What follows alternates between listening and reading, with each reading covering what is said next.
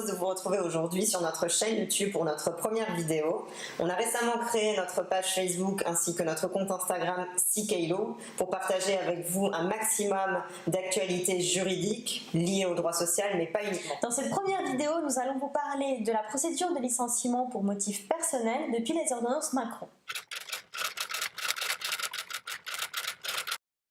Alors, première étape lorsqu'un employeur décide de licencier son salarié, c'est le respect d'une certaine procédure.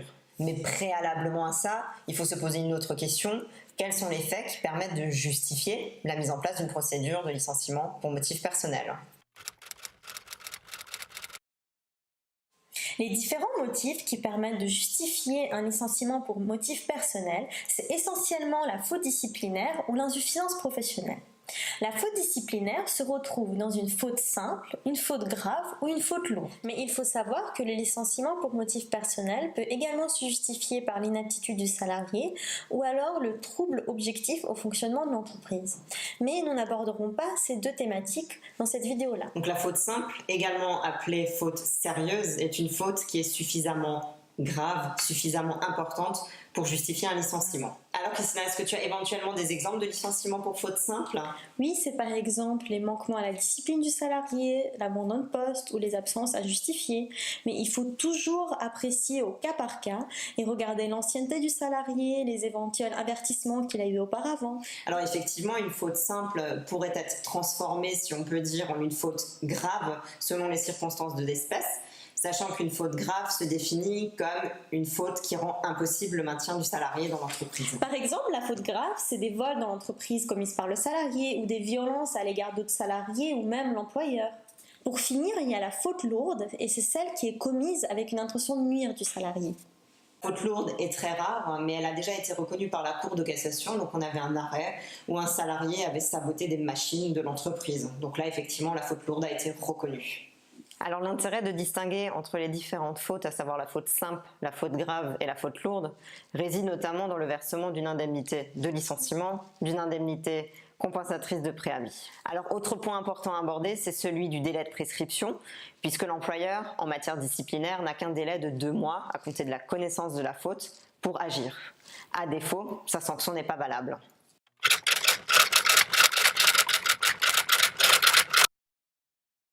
Alors, au niveau de la procédure, il y a certaines formalités et délais à respecter.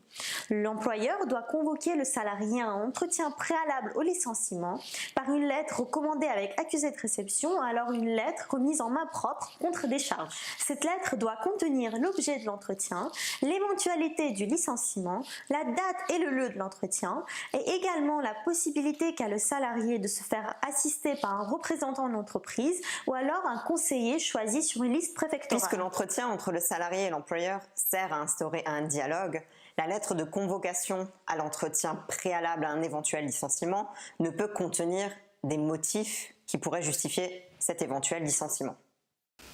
Cela suppose que l'employeur, en se présentant à l'entretien, n'ait pas encore pris sa décision quant à l'éventuel licenciement de son salarié.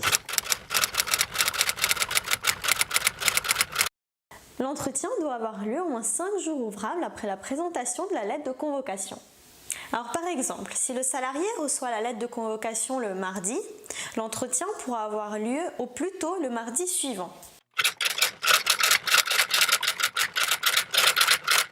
L'employeur doit ensuite faire un choix. Est-ce qu'il licencie ou non le salarié? S'il décide de le licencier, il devra lui notifier le licenciement par lettre recommandée avec accusé de réception ou alors remise en main propre.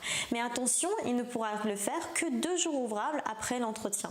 Si on reprend notre exemple de tout à l'heure, si le salarié a eu l'entretien un mardi, la lettre de licenciement ne pourra lui être envoyée qu'à partir du vendredi.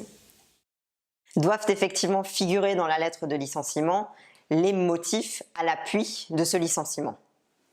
Les motifs énoncés dans la lettre de licenciement pourront être précisés soit à l'initiative de l'employeur, soit sur demande du salarié, dans un délai de 15 jours à compter de la réception de la lettre de licenciement.